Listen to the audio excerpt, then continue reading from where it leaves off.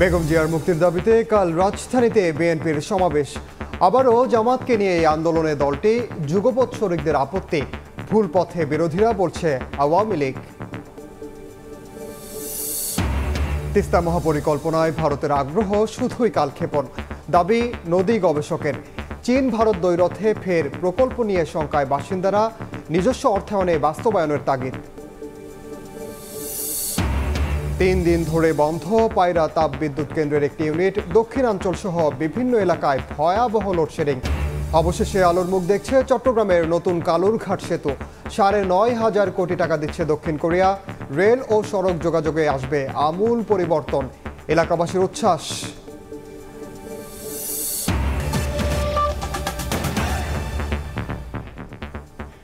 সময় সংবাদের সঙ্গে আছি আমি ওমর ইনান।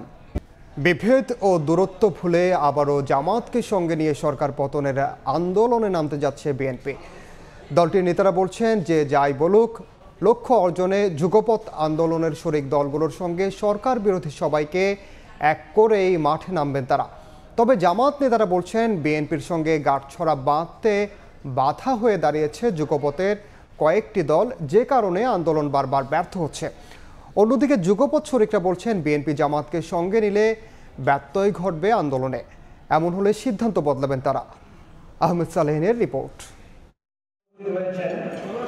2006 সালে ক্ষমতা ছাড়ার পর 2015 সাল পর্যন্ত সরকার বিরোধী আন্দোলনে বিএনপির প্রধান শক্তি হয়ে পাশে ছিল জামায়াত ইসলাম। সে সময় বেশ শক্তি প্রদর্শন করে ইসলামী চিন্তাধারার এই দলটি। আর সেই সময় মানবতা বিরোধী অপরাধে জামাতের শীর্ষ পর্যায়ের একাধিক নেতা দণ্ডিত হলেও বিএনপির নিষ্ক্রিয়তায় টানাপোড়েন বাড়তে থাকে তাদের সাথে। একই সঙ্গে বিএনপির উপর বাড়তে থাকে আন্তর্জাতিক চাপও। এর মাঝে হয়ে যায় দুটি জাতীয় নির্বাচন। অনেকটা প্রকাশ্যে আসে বিএনপি জামাতের দূরত্ব। তবে বেশ কয়েকটি সামাজিক অনুষ্ঠানে জামাতের শীর্ষ নেতারা সেই দূরত্ব ও ভেদাভেদ ভুলে আবারও একসাথে পথ চলার ইঙ্গিত দেন। ছোটখাটো সকল ভেদাভেদ ভুলে গিয়ে জাতির বৃহত্তর স্বার্থে জামাত নেতারা বলছেন সম্প্রতি সরকার পতনের এক দফা দাবির আন্দোলনের ব্যর্থতার পেছনে রয়েছে যুগপৎ আন্দোলনে শরিক কয়েকটি দল, যাদের কারণেই বিএনপির সাথে মতবিরোধ ও দূরত্ব বেড়েই চলেছে তাদের। আমাদের দিক থেকে কোনো কমতি আছে আমরা মনে করি না। কোনো রাজনৈতিক দলের শত্রু না। ডান হোক বাম হোক মিলেমিশে কাজ করতে হবে। একই কর্মসূচি বাস্তবায়নের জন্য একসাথে নামতে হবে মাঠে। এখানে ঘাটতি আছে। কারা আসলে বাধা হয়ে দাঁড়াচ্ছে? কোনো রাজনৈতিক শক্তি দল। তাহলে কি সেই ঘাটতির কারণে এই আন্দোলনটা ব্যর্থ হয়েছে? অবশ্যই ঐক্যবদ্ধ আন্দোলনে কোনো ক্ষেত্রে ত্রুটি আছে, না থাকলে তো আন্দোলন সফলতার দিকে চলে যেত। তবে এই নিয়ে বাম দলগুলোর মধ্যে মতপার্থক্য থাকলেও শরিকরা বলছেন জামাতকে নিয়ে বিএনপি আন্দোলনে গেলে নতুন করে সিদ্ধান্ত নেবেন তারা। ইঙ্গিত দেন আন্দোলনে হতে পারে ছন্দপতন। আমরা কোনো দ্বিধাদ্বন্দ্বের মধ্যে নেই। যুগপৎ আন্দোলনের মধ্যে তো জামাত নেই, জামাত যুগপৎ আন্দোলনের বাইরে আছেন। বিএনপি জামাতকে কিভাবে ডিল করবেন সেটা একান্তই বিএনপির বিষয়। যুগপৎ আন্দোলনের বড় ধরনের ব্যত্যয় ঘটে এরকম কোনো পদক্ষেপ বিএনপি গ্রহণ করবে এটা আমি চিন্তা করছি না। এটা সুনির্দিষ্টভাবে কি কলাকৌশল হয়, কি পদক্ষেপ, তার উপরে আমরা সিদ্ধান্ত গ্রহণ করব। বিএনপি নেতারা বলছেন জামাতের সঙ্গে দূরত্ব থাকলেও তা কমে এসেছে। কারো কথায় কান দিয়ে নয়, সরকার পতনের লক্ষ্যে জামাতকে একসাথে আন্দোলনে চান তারা। ব্যর্থ করতে তো অসুবিধা নাই, যদি ব্যর্থ হয় ওরা বলতে থাকুক, আন্দোলনও করুক, একসাথে রাস্তায় নেমে সরকারকে পতন ঘটাতে হবে। না হলে এরকম কথা কইতেই থাকবে। জামাত একটা দূরত্ব আমাদের সাথে হয়েছে, জামাতের সাথে ওই দূরত্ব এখন আর নাই। অল ভুক্তভোগী যখন একত্র হইয়াই এই সরকারের পতন ঘটাতে হইব। শিগগিরই নতুন করে আবারও সরকার বিরোধী আন্দোলনের লক্ষ্যে শরিক দলগুলোর সঙ্গে সম্প্রতি কয়েক দফা বৈঠকও করেছে বিএনপি। সরকার পতন হলেও তো আমাদের আন্দোলন। আহমেদ সালেহিন, সময় সংবাদ, ঢাকা। এদিকে বেগম খালেদা জিয়ার মুক্তির দাবিতে আগামীকাল নয়াপল্টনে সমাবেশ থেকে জনবান্ধব নতুন কর্মসূচি ঘোষণার ইঙ্গিত দিলেন বিএনপি চেয়ারপারসনের উপদেষ্টা জয়নুল আবেদিন ফারুক। দমনপীড়ন করে আন্দোলন থামানো যাবে না বলেও হুঁশিয়ারি উচ্চারণ করেন তিনি। সকালে প্রজন্ম বাংলাদেশ আয়োজিত সমাবেশে তিনি বলেন, আমলাতন্ত্রকে ব্যবহার করে ক্ষমতায় টিকে আছে আওয়ামী লীগ। আপনি চিৎকার দিয়ে বলেন আজকে ভারত বিরোধী ইস্যু বিএনপি, ভারত বিরোধী ইস্যু বিএনপির নয়, বাংলাদেশের কোটি কোটি মানুষের ক্ষমতায় টিকে আছেন আমলাতন্ত্র দিয়ে, কিছু সংখ্যক আমলা দিয়ে। বাংলাদেশের মানুষকে আপনাদের পক্ষে একদিনের জন্য এখনো নিতে পারেন না। আপনারা মনে করছেন এই দেশে বিএনপির রাজপথের আন্দোলনকে ঠেকাবেন, আমরা কোনোদিনও সেটা মেনে নেব না। আগামীকাল হবে মহাসমাবেশ, সেই সমাবেশ থেকেই প্রমাণিত হবে আগামী দিনের আন্দোলন কর্মসূচি। আন্দোলনের ইস্যু খুঁজতে গিয়ে বিরোধীরা ভুল পথে হাঁটছে বলে মন্তব্য করেছেন আওয়ামী লীগের সাধারণ সম্পাদক ওবায়দুল কাদের। বিদেশে তাদের নয়, বিএনপির প্রভাব আছে বলেও মন্তব্য করেন তিনি। আওয়ামী লীগের প্রতিষ্ঠা বার্ষিকী উপলক্ষে রাজধানীর মানিক মিয়া অ্যাভিনিউয়ে সাইকেল র্যালির অনুষ্ঠানে তিনি একথা বলেন। ইট পাথরের যান্ত্রিক নগরে অট্টালিকার ভিড়ে নগরবাসীর জন্য শ্বাস নেওয়াটা যখন বড় চ্যালেঞ্জ, তখন সাপ্তাহিক ছুটির দিনে সাইকেল হাতে শত শত সাইকেলিস্ট সুস্থ, সচল ও আধুনিক ঢাকা গড়ার লক্ষ্যে ছুটে চলেছেন আপন গতিতে। আওয়ামী লীগের প্রতিষ্ঠা বার্ষিকী উপলক্ষে শুক্রবার সকালে রাজধানীর মানিক মিয়া এভিনিউয়ে বাইসাইকেল র্যালি কর্মসূচি শুরু হয়ে ধানমন্ডি ৩২-এ গিয়ে শেষ হয়। এর আগে র্যালির উদ্বোধন করে আওয়ামী লীগের সাধারণ সম্পাদক ওবায়দুল কাদের বলেন, নির্বাচনী অঙ্গীকার পূরণে তরুণদের কর্মসংস্থানে কাজ করছে বর্তমান সরকার। আমি তরুণ সমাজকে বঙ্গবন্ধুর আদর্শে শেখ হাসিনার নেতৃত্বে আওয়ামী লীগে যোগদানের আহ্বান জানাই। ওবায়দুল কাদের আরও বলেন, আওয়ামী লীগের বিদেশে কোনো প্রভু নেই, বন্ধু আছে।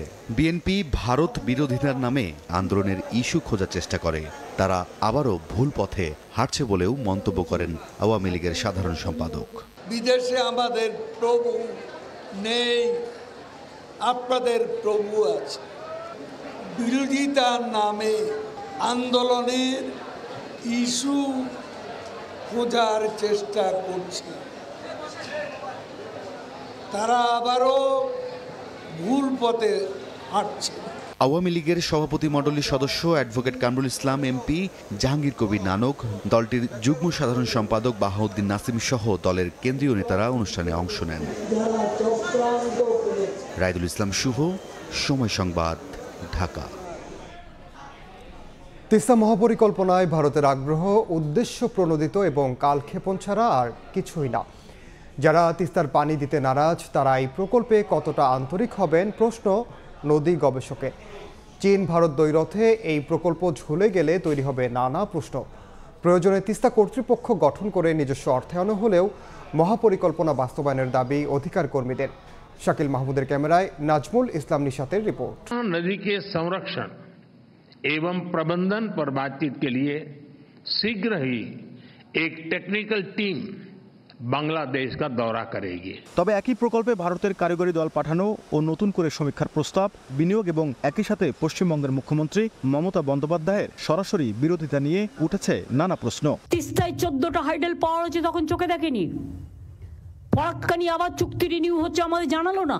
এদিকে 27 জুন পররাষ্ট্রমন্ত্রী হাসান মাহমুদ সাংবাদিকদের জানান, তিস্তা যেহেতু ভারত ও বাংলাদেশের যৌথ নদী, সে কারণে ভারত সহযোগিতা করলেই ভালো হয়। তিস্তা যেহেতু দুই দেশের যৌথ নদী, ভারত এবং বাংলাদেশের, সেই ক্ষেত্রে আমরা মনে করি এটি যদি ভারত আমাদেরকে প্রয়োজন অনুযায়ী সহায়তা করে তাহলে সেটি ভালো। তবে গবেষকরা বলছেন, যে দেশ তিস্তার পানি শোষণ করছে দীর্ঘ সময়, তিস্তাকে মেরে ফেলার সব আয়োজন করেছে, তাদের এমন প্রস্তাব শুধুমাত্র সময়ক্ষেপণ। তিস্তার সঙ্গে পানি বন্টন চুক্তি চূড়ান্ত হয়ে আছে, শুধু সই করলে হয়।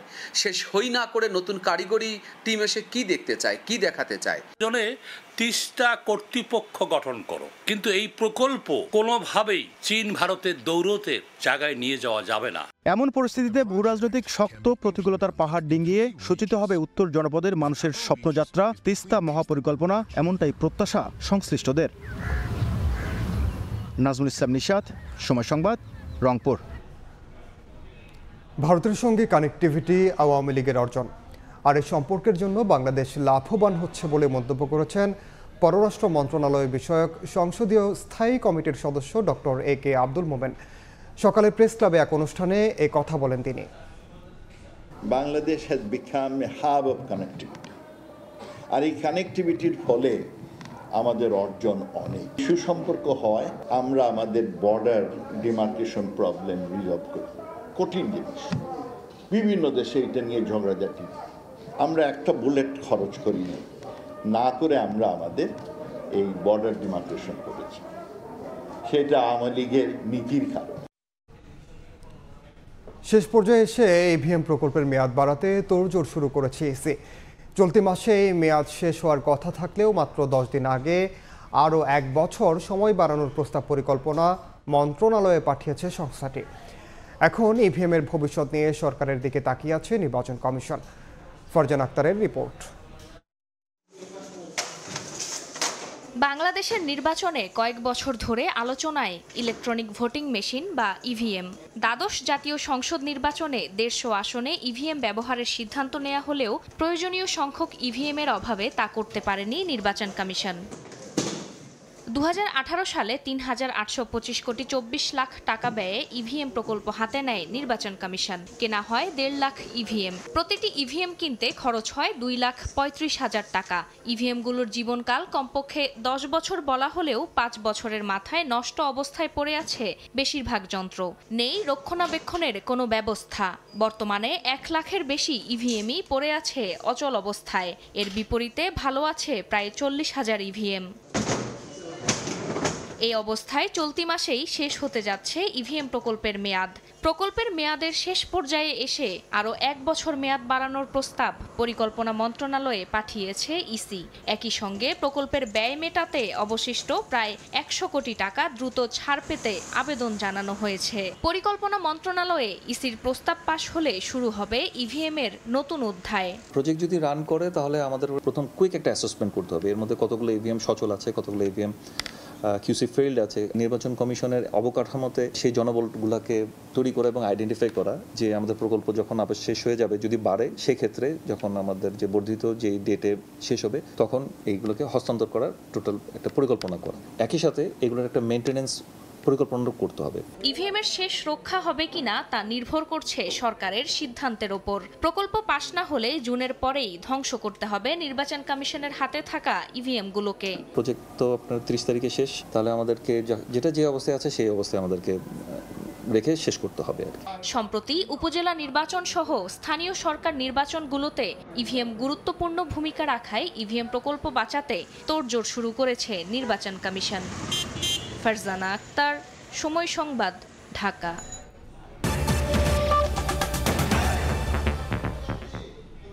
3 দিন ধরে বন্ধ পটুয়াখালীর পায়রা তাপবিদ্যুৎ কেন্দ্রের একটি ইউনিটেতে দক্ষিণাঞ্চল সহ বিভিন্ন এলাকায় দেখা দিয়েছে লোডশেডিং। গরমে অতিষ্ঠ হয়ে উঠেছে জনজীবন। কর্তৃপক্ষ জানিয়েছে শিডিউল মেইনটেন্যান্সের জন্য সাময়িক সময়ের জন্য এক ইউনিট বন্ধ রয়েছে, তবে অপর ইউনিট থেকে 660 মেগাওয়াট বিদ্যুৎ সরবরাহ হচ্ছে। বিস্তারিত শিকদার জাবির হোসেনের রিপোর্টে। গত 24 জুন বিকেল থেকে বন্ধ রয়েছে পটুয়াখালীর পায়রা তাপবিদ্যুৎ কেন্দ্রের একটি ইউনিট। 1320 মেগাওয়াট ক্ষমতা সম্পন্ন 2 ইউনিটের এক ইউনিট বন্ধ হওয়ায় দক্ষিণাঞ্চল সহ দেশের বিভিন্ন স্থানে দেখা দিয়েছে লোডশেডিং। 24 ঘন্টার মধ্যে 6 থেকে 7 ঘন্টাও বিদ্যুৎ মিলছে না, তাই গরমে অতিষ্ঠ জনজীবন।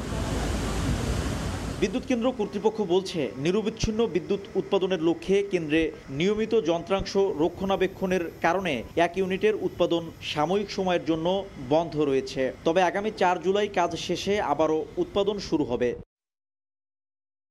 2টা ইউনিট যেখানে চলতেছিল সেখানে একটা ইউনিট চলতো, এখন 2টা ইউনিট চলে আসবে 4 তারিখের ভিতরে, মানে আরেকটা ইউনিট চলে আসবে 4 তারিখ। 2020 সালের 15ই মে পুরোপুরি উৎপাদনে আসে পায়রা তাপবিদ্যুৎ কেন্দ্র। এরপর 2023 সালের 25 মে ডলার সংকটের কারণে কয়লার দাম পরিশোধ করতে না পারায় প্রথম ইউনিট বন্ধ হয়ে যায়। একই বছরের 5 জুন 2টি ইউনিটই সাময়িকভাবে বন্ধ হয়। এরপর 25 জুন বিদেশ থেকে কয়লা এলে বিদ্যুৎ কেন্দ্রটি ফের উৎপাদনে যায়। শিকদার জাবির হোসেন, সময় সংবাদ, পটুয়াখালী। দীর্ঘ আন্দোলন সংগ্রামের পর অবশেষে আলোর মুখ দেখছে চট্টগ্রামের নতুন কালুরঘাট সেতু। সেতুটি নির্মাণে 9.5 কোটি টাকা অর্থায়ন করছে দক্ষিণ কোরিয়া। এ খবরে উচ্ছ্বসিত এলাকাবাসী বলছে, রেল ও সড়ক যোগাযোগে আমূল পরিবর্তনের পাশাপাশি সুযোগ সৃষ্টি হবে মাতারবাড়ি গভীর সমুদ্র বন্দর কেন্দ্রিক আমদানি রফতানি বাণিজ্য। নুরজামাল আতিকের ক্যামেরায় শফিকুল আলমের রিপোর্ট। জোড়াতালিতে কোনো রকমে টিকে আছে 23 বছর আগে মেয়াদোত্তীর্ণ ও জরাজীর্ণ 100 বছরের পুরনো কালুঘাট সেতু। এক অংশ সংস্কার না হতেই ভেঙে পড়ে অপর অংশ। সেতুতে প্রতিনিয়ত ঝুঁকি নিয়ে চলছে কক্সবাজারগামী রেল ও যানবাহন। এটির পাশে আরেকটি নতুন সেতু নির্মাণের দাবিতে আন্দোলন, সংগ্রাম, ক্ষোভ ও মান অভিমান সহ জল ঘোলাটে কম হয়নি।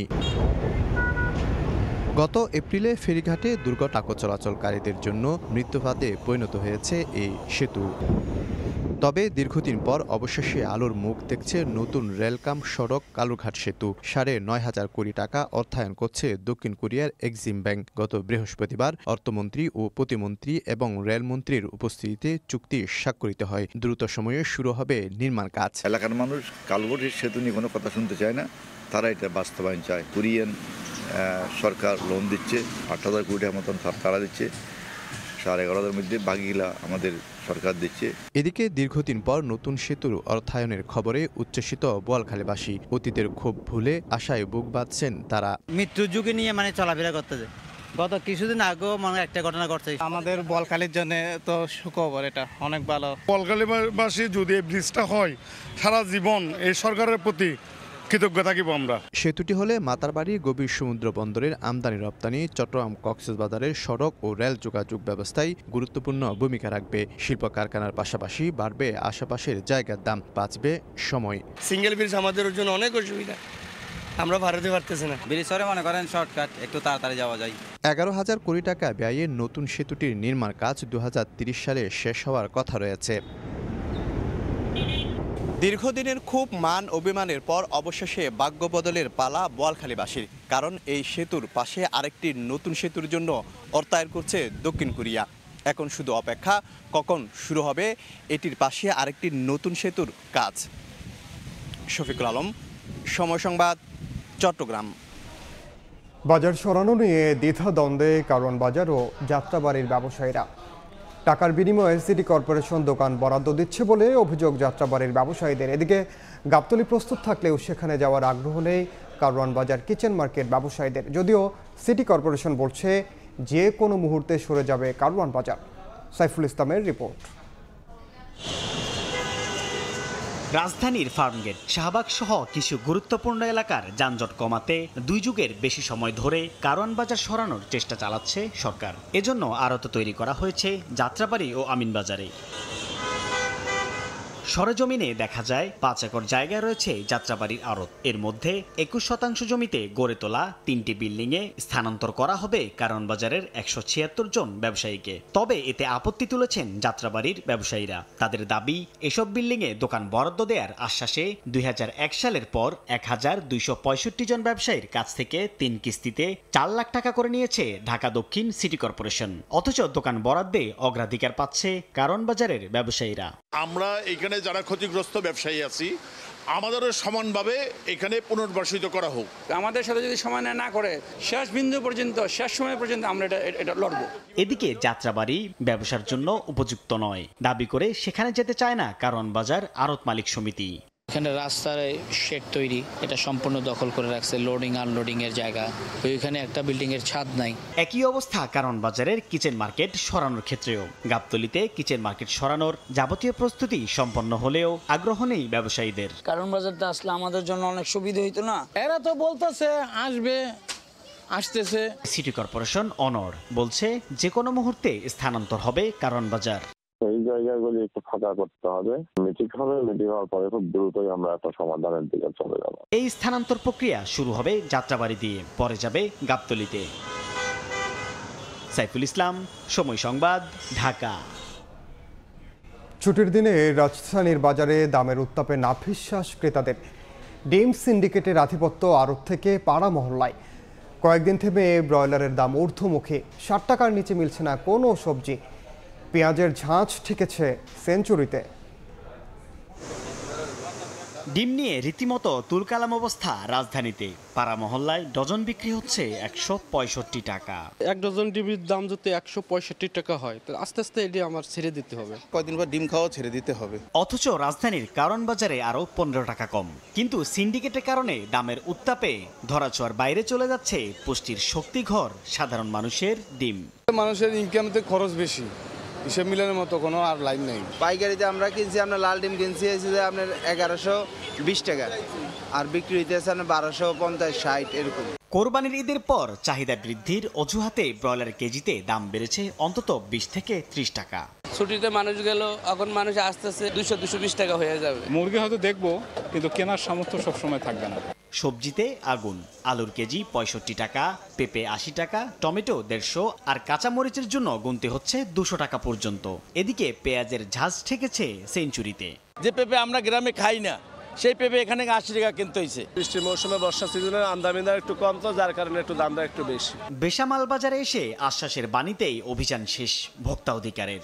1-2 জনের কথা হাতে মাথায় নিয়ে তো আসলে ওভারঅল আমরা একটা জেনারেলাইজেশন করতে পারি না, এটা একটা বিষয়। তো ডিমের বাজার আল্লাহর রহমতে এখন ঠিক হয়ে গেছে। শুধুমাত্র ভোক্তা অধিকার সংরক্ষণ অধিদপ্তর নয়, একযোগে সরকারের অন্যান্য সংস্থাকেও কাজ করার পরামর্শ তাদের। সাইফুল ইসলাম, সময় সংবাদ, ঢাকা। জমে উঠেছে নওগাঁর আমের হাট। হিমসাগর, ল্যাংড়া, নাগফজলির সঙ্গে বাজারে এসেছে আম্রপলি, বাড়িফোর ও কাটিমন জাতের আম। এবার মৌসুমের শুরু থেকে এই আমের দাম ঊর্ধ্বমুখী, আর বাড়তি দরে বাগান মালিকরা খুশি হলেও বিপাকে ক্রেতারা। সড়কের দুই পাশে লম্বা লাইনে আমের হাট, হরেক জাতের আম নিয়ে ক্রেতার অপেক্ষায় নওগাঁ সাপাহারের ব্যবসায়ীরা।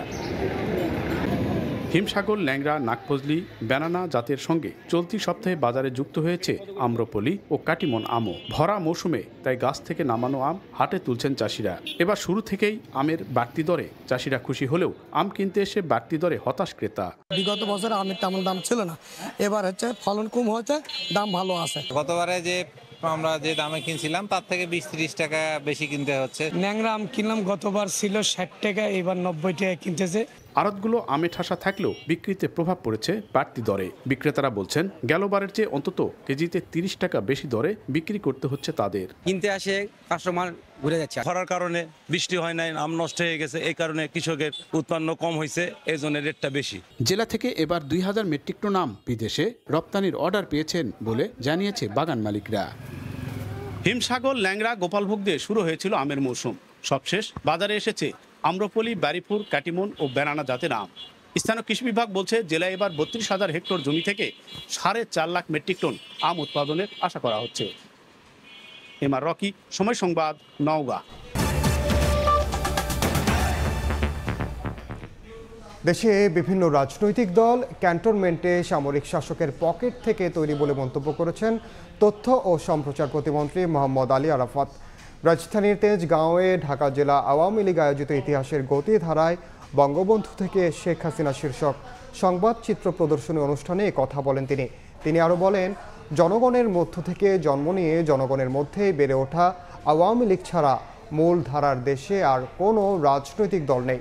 যারা আছে তারা মুক্তিযুদ্ধের বিরোধী অপশক্তি।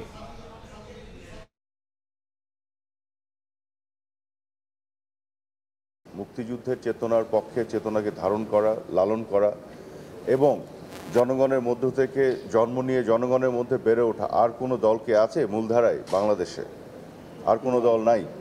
যারা আছে ক্যান্টনমেন্টে বিভিন্ন সামরিক শাসকের পকেট থেকে তৈরি হওয়া দল অথবা মুক্তিযুদ্ধ বিরোধী অপশক্তি সরাসরি। আর কিছু হয়তো আছে দল যারা এত দুর্বল যে তারা শুধু চাই দাবি জানানোর বাইরে তাদের কোনো সক্ষমতা নাই। পাশাপাশি পরিবারের অন্য সবার ভাগ্য ফিরিয়েছেন ছাগলকাণ্ডে আলোচিত মোহাম্মদ মতিউর রহমান। বরিশালের মুলাদিতে গ্রামের বাড়িতে নিজের নামে কোনো সম্পদ না থাকলেও ভাইদের নামে গড়েছেন বিপুল সম্পদ। সুজয় দাসের তোলা ছবিতে শাকিল মাহমুদের রিপোর্ট।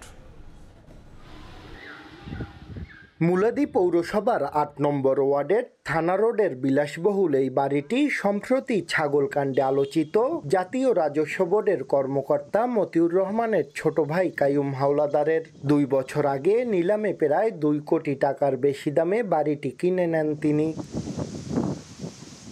স্থানীয়রা জানান, কয়েক বছর আগে সোনালী ব্যাংক থেকে ঋণ নিয়ে সরকারি মাহমুদজান মাধ্যমিক বিদ্যালয়ের শিক্ষক শাহজাহান মাহমুদ বাদশা মিয়া পরিশোধ না করায় বাড়িটি নিলামে তোলে ব্যাংক কর্তৃপক্ষ। বাড়িটি কাইয়ুম হাওলাদার কিনলেও কেউ থাকেন না। সোনালী ব্যাংক থেকে নিলাম হয়েছে, কয়েকবার এজিএমআর ছিল। 2 বছর আগে মতিউর রহমানের ভাই কাইয়ুম হাওলাদার এটা ক্রয় করছে। কাজিরচর ইউনিয়নের বাহাদুরপুর গ্রামের সাবেক চেয়ারম্যান ও ইউনিয়ন বিএনপির সহসভাপতি আব্দুল হাকিম হাওলাদারের 3 ছেলে ও 2 মেয়ের মধ্যে মতিউর রহমান সবার বড়। তার মেজ ভাই কাইয়ুম হাওলাদার ব্যবসা করেন। সবার ছোট নূর ইসলাম হাওলাদার বাড়ি থেকে সবকিছু দেখাশোনা করেন। মতিউর রহমানের গ্রামে একটি দোতলা বাড়ি থাকলেও সেখানে সবসময় তালা ঝোলানো থাকে।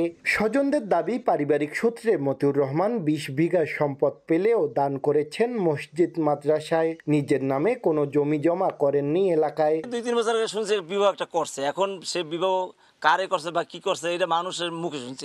আমি যতটুকু জানি তার একটাই বিবাহ।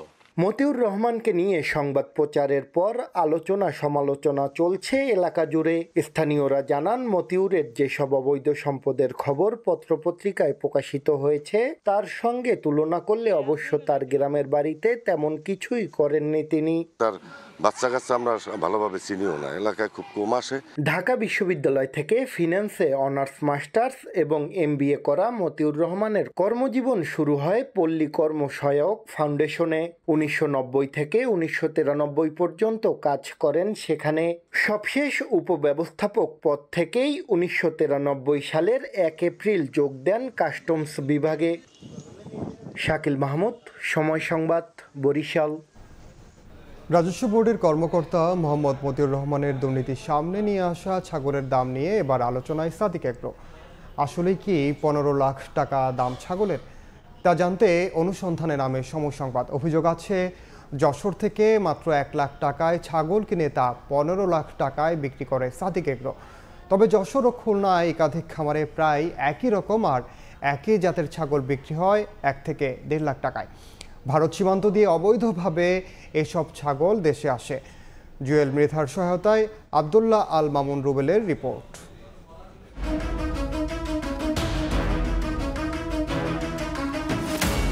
রাজস্ব বোর্ডের কর্মকর্তা মোহাম্মদ মতিউর রহমানের দুর্নীতি সামনে নিয়ে আসা ছাগল এখনো আলোচনায়।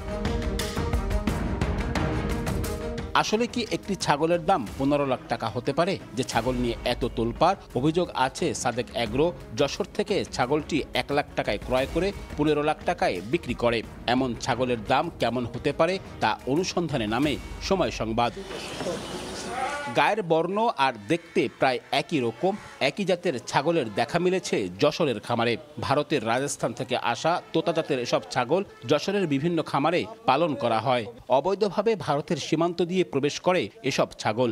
স্থানীয় খামারিদের দাবি 1 থেকে 1.5 লাখ টাকায় বিক্রি হয় এসব ছাগল। তাতে আলোচিত ছাগলটি 1 লাখ টাকায় কেনার অভিযোগ শক্ত হয়। তোতা ছাগল ওইটার দাম অত টাকা না, ওইটা ওই রকমই আপনার 1 থেকে 1.5 লাখ টাকা দাম। 15 লাখ টাকা একটা ছাগলের দাম, এটা অবাস্তব। এদিকে সাদেক এগ্রোর সঙ্গে দীর্ঘদিনের ব্যবসায়িক সম্পর্ক খুলনা এগ্রোর মালিক আরিফ খানের। বিভিন্ন সময়ে সাদেক এগ্রোকে ছাগল সরবরাহ করেছেন তিনি। সর্বোচ্চ 1,20,000 টাকায় ছাগল বিক্রি করেছেন তিনি। বর্ডারের আশপাশে খাটাল ছিল, তখন ইন্ডিয়ান ছাগলগুলো আসতো, আমরা ওইখান থেকে বেশি সংগ্রহ করেছি। আর এখনও দেশের বিভিন্ন প্রান্ত থেকে করি, এখনও বর্ডারের আশপাশ থেকে কখনো কখনো ছাগল দুম্বা আমরা পাই। প্রাণী সম্পদ অধিদপ্তরও বলছে, প্রতিযোগিতা থাকলেও একটি ছাগলের দাম 15 লাখ টাকা হতে পারে না, যার প্রভাবে অস্থিরতা তৈরি হয়। কোনো ছাগলের মাংস যতই ভিন্ন জাত হোক না কেন, তার মধ্যে এমন কোনো নিউট্রিশন আলাদা কিছু নাই যেটা কেজি 5,000 টাকা হবে, যেটা কেজি 10,000 টাকা হবে। খেলার খবর। সাকিব, মাহমুদুল্লাহ, 2 সিনিয়র ক্রিকেটারের অফ ফর্মের কারণে বিশ্বকাপে ভরাডুবি হয়েছে বাংলাদেশের। এ দুজন ফর্মে থাকলে ফলাফল ভিন্ন রকম হতো বলে জানান পেসার তাসকিন আহমেদ। তবে মাঠে পারফরমেন্স ভালো না হলেও মাঠের বাইরে নাকি 2 ক্রিকেটার ছিলেন বেশ আন্তরিক। টি-20 বিশ্বকাপের ব্যর্থ মিশন শেষে খালি হাতে দেশে ফিরেছে টাইগাররা। তবে একদিন আগেই লুকিয়ে দেশে ফেরেন সাকিব। লিটন সৌম্য ফিরবেন শনিবার। বিশ্বকাপ মিশন শেষে ঢাকায় বাংলাদেশ দল। সংক্ষিপ্ত সংস্করণের বিশ্বকাপে দীর্ঘ 17 বছর পর সুপার 8-এ ওঠার প্রাপ্তি সম্বল করে ফিরেছে টাইগাররা। বিমানবন্দরে অভিজ্ঞ মাহমুদুল্লাহ রিয়াদকে চোখে পড়লেও দেখা মেলেনি সাকিব আল হাসানের সেই স্বভাব সুলভ লুকোচুরি। দলের সঙ্গে না ফিরে গণমাধ্যমকে লুকিয়েই আগেই দেশে ফিরেছেন মিস্টার 75। সাকিব রিয়াদ বাংলাদেশ দলের দুই অভিজ্ঞ ক্রিকেটার। জাতীয় দলের সাফল্যের অনেকটাই নির্ভর করে এ দুই তারকার পারফরমেন্সের ওপর। তবে এবারের বিশ্বকাপে দুজনেই ছিলেন নিজের ছায়া হয়ে। গ্রুপ পর্বের পর সুপার 8-এও দলের প্রয়োজনে ব্যাটে বলে নিষ্প্রাণ ছিলেন দুজন। নিজেদের সম্ভাব্য শেষ টি-20 বিশ্বকাপে দুই সিনিয়র তারকার এমন পারফরমেন্সকে ভরাডুবির অন্যতম কারণ বলে মনে করেন সমর্থকরা। বিষয়টা স্বীকার করে নিলেন তাসকিন আহমেদও। দুজন সিনিয়র খেলোয়াড়ের অফ ফর্ম আমাদের দলে তারা ফর্মে না থাকে অবশ্যই আমাদের ইফেক্ট পড়েছে, কিন্তু মাঠের বাইরে ইফেক্ট পড়ে না, কারণ মাঠের বাইরে তারা সবসময় গুড টিম ম্যান। আল্লাহর রহমতে এই যে 47 দিনের মতো একসাথে ছিলাম, সবার বিহেভিয়ার খুব ভালো ছিল। বাট আশা করছি সামনে দ্রুত এগুলো সব কাটিয়ে উঠে সামনে ভালো কিছু করবে। তবে অন ফিল্ডে সাকিব মাহমুদুল্লাহ ভালো না করলেও অফ ফিল্ডে তারা নাকি ছিলেন বেশ ইতিবাচক। সেই ইতিবাচক শব্দটা দিয়ে কি বোঝালেন তাসকিন? অফ দ্য ফিল্ডে সব তো ঠিকই ছিল, কিন্তু টিমের ওয়ান অফ দ্য কি প্লেয়াররা অফ ফর্মে থাকলে ওই টিমের প্রবলেম হওয়াটাই স্বাভাবিক। পারভিন আক্তার, সময় সংবাদ, ঢাকা। কোপা আমেরিকা ফুটবলের খবর। কোয়ার্টার ফাইনালের রেসে টিকে থাকতে আগামীকাল সকালে প্যারাগুয়ের বিপক্ষে মাঠে নামবে ব্রাজিল। যুক্তরাষ্ট্রের এলিজেন্ট স্টেডিয়ামে ম্যাচ শুরু হবে শনিবার সকাল 7টায়। আসলে শুরুটা ভালো হয়নি ব্রাজিলের। ডি গ্রুপে প্রথম ম্যাচে অপেক্ষাকৃত দুর্বল প্রতিপক্ষ কোস্টারিকার সঙ্গে পয়েন্ট ভাগাভাগি করতে হয়েছে সেলেসাওদের। তাই এই ম্যাচে জয়ের লক্ষ্যেই মাঠে নামবে ভিনিসিয়াস প্যাকুয়েতারা। নিজেদের প্রথম ম্যাচে কলম্বিয়ার কাছে হেরে প্যারাগুয়েও চাইবে সেলেসাওদের আটকে দিতে। মুখোমুখি পরিসংখ্যানে বেশ এগিয়ে দরিভাল জুনিয়র শিষ্যরা। মুখোমুখি 83 বার দেখায় 51 জয় আছে ব্রাজিলের। তবে সবশেষ 10 ম্যাচের পরিসংখ্যান সাহস যোগাবে প্যারাগুয়ানদের। ব্রাজিলের 5 জয়ের বিপরীতে প্যারাগুয়ের জয় আছে 3টি, আর দুবার সমতায় থেকে ম্যাচ শেষ করেছে দুদল।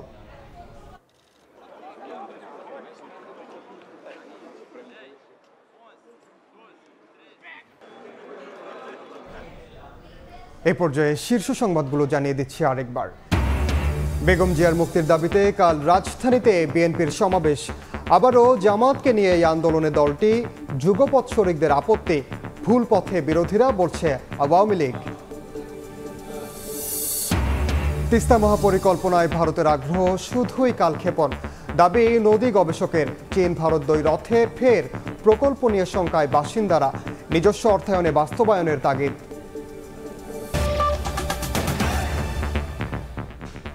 এই ছিল সময় সংবাদে। এরপর বাংলার সময়ের সঙ্গে থাকবেন সহকর্মী ছোয়া খন্দকার। ধন্যবাদ ইনান। বাংলার সময় নিয়ে ফিরছি কিছুক্ষণ পর, সঙ্গেই থাকুন সময়ের।